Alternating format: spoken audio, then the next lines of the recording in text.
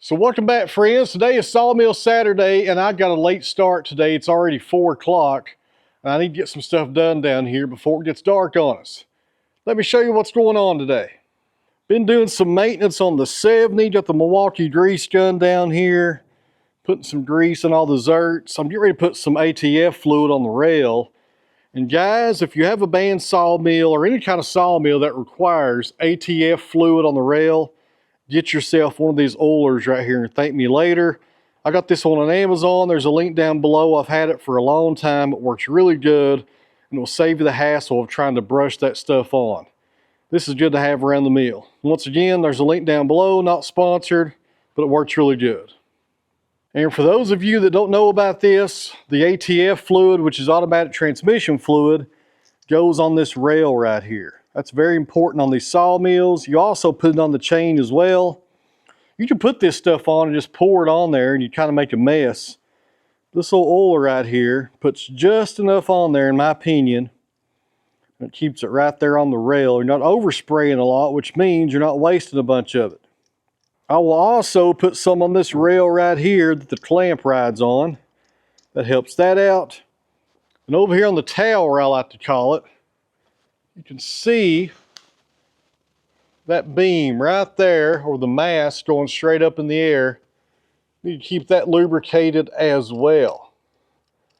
It's got 4 points to it all around it, and I'll do all 4 sides of this stuff. And also for you guys that have Wood-Mizers, I'm not sure if this is on other sawmills or not. This right here is called a wiper. It's got some material right there that rides on this rail. You want to take that off sometimes and do the same thing. Get your old ATF fluid and just soak it down real good. More the better, the more the better. And sometimes I forget to do this, but you should do this. I'm not sure, to be honest with you, how often you should do it. I probably do mine about once a month. And that seems to be just enough. And also, guys, one more thing. These belts right here are consumables. Make sure you have extra belts on hand. If you call Joe Maine to order your saw blades, you can order these belts at the same time and save on shipping. I probably have 10 sets laying around here. So the belt rides on your wheel right here. It sits down in that groove right there. And when you take that belt off, to do it I'm going to suggest here in just a second, rub your finger in that groove right there and turn it all around, because sawdust will build up in there and that will affect your cut. If you've never done that before, go out to your sawmill and do that and you'll be surprised at how much stuff and how much yarn is built up in that wheel. There'll be a lot of yarn in there. If you're wondering what yarn is, look it up in the dictionary. I don't know if it's going to be in there or not. But anyways, it's a southern slang. Tons of yarn in that wheel. So anyways, every time I change my blade, I rotate these belts. I'm not sure what Wood-Mizer recommends, to be honest with you, but it only takes a few seconds to switch the blades over. To switch the belts over. And more importantly, it reminds you to get in here and check for buildup. I've seen sawmills or guys have never done that. And I'll put my finger in here and you can't even get close to the metal because there's so much yarn in there. It's crazy how that builds up so fast, and it will affect your cut. So, good practice here. You can do what you want to do, but this is the way I do it. Every time I change out my blade, I rotate these belts. It only takes a few seconds, and it makes a difference. Let's go ahead and put this wiper back on, if I can get in here. It's kind of tight, this tripod right beside me. And this tripod's crooked, so if the frame looks crooked on camera here, guys, look over me. I ran over it with my darn tractor yesterday.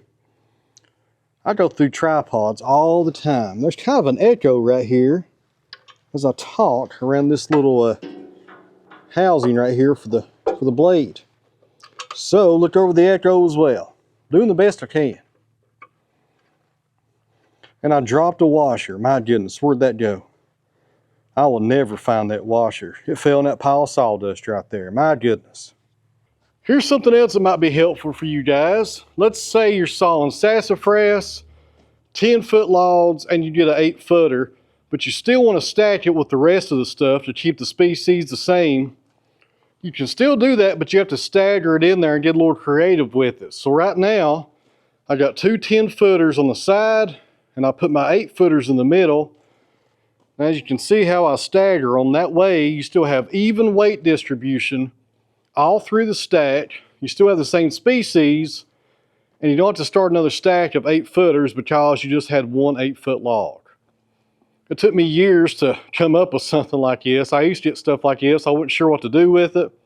And one day I thought to myself, just stagger them in there.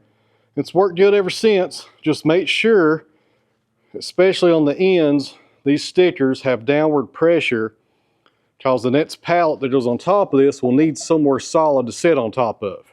All right, guys, let's jump in Mr. Cotto and grab a few logs here. I'm still working on this sassafras. I think I got about half of it done, but there's a lot left right there, guys. Let's go grab some and throw them on the 70.